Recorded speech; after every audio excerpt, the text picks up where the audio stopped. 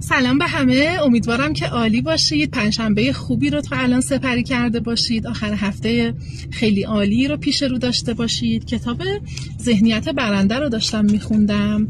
اگه والدید، معلمید، پدر و مادر و هر فردی هستید که با تربیت فرزندان رابطه مستقیم یا غیر مستقیمی دارید، استوریای بعدی برای شماست.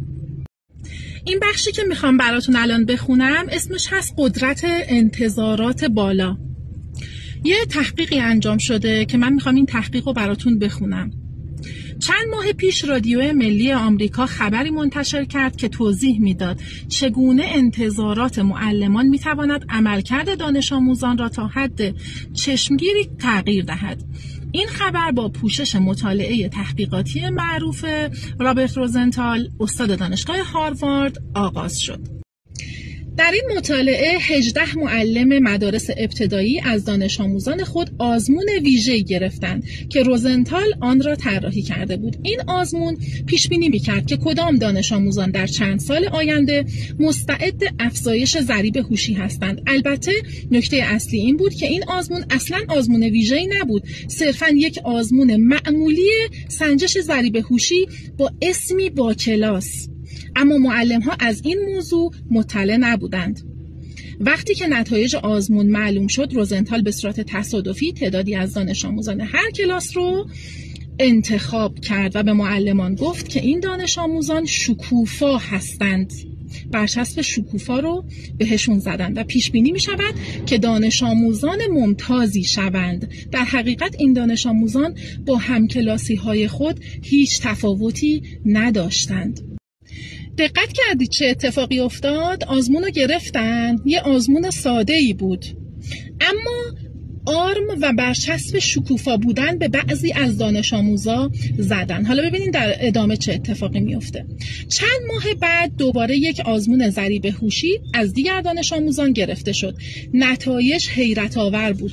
دانش آموزانی که شکوفا خطاب شده بودند با اینکه در ابتدا دانش آموزان معمولی بودند، در آزمون ضریب هوشی در مقایسه با همکلاسی های خود نمرات بهتری کسب کرده بودند. دلیل این اتفاق چه بود؟ حالا ببینیم دلیل این اتفاق چه بود. محققان پی برده اند که این پیشرفت به دلیل برخورد متفاوت معلمان با دانش آموزی است که انتظار می رود موفق شوند.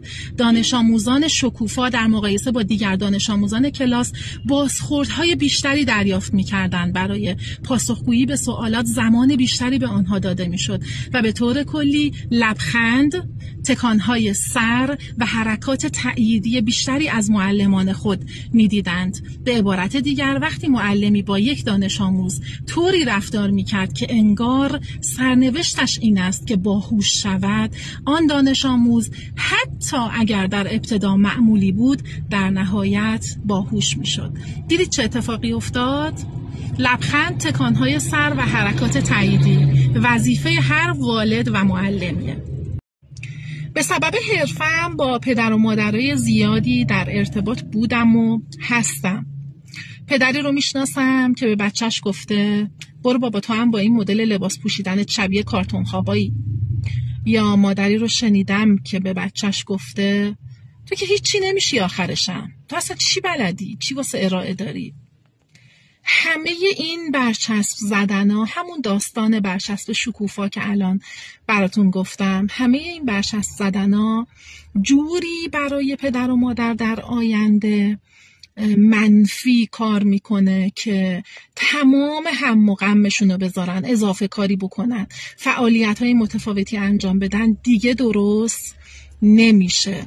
از کودکی یاد بگیریم که درست با فرزندمون صحبت کنیم، فن بیان درستی داشته باشیم که بتونیم اون بذری رو که کاشتیم و ازش توقع برداشت محصول خوبی رو داریم، نتیجه خوب و مناسبی ازش بگیریم، نه اینکه فرزندمون رو رها کنیم یا با این برچسب‌های منفی توی کودکی تنها بذاریمش، بعد توقع داشته باشیم که توی نوجوانی به ما ثمر بده. هیچ اتفاق مثبتی برای اون فرزند ما نمیفته که چه بسا چقدر باید زحمت بکشیم تا همه اون کاشته هامون، بذرهای اشتباهی که تو وجودش کاشتیم رو بخوایم اصلاحش بکنیم، که متاسفانه باید بگم که هیچ اتفاق مثبتی نمیفته و کاری از پیش نمیبریم توی نوجوانی بزرگسالی.